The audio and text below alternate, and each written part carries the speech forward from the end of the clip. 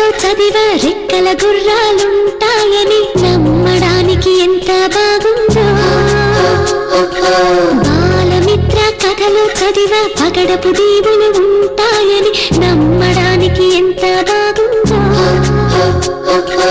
నా కోసం రెక్కల గుర్రం ఎక్కి వస్తావని పగడపు దీనికి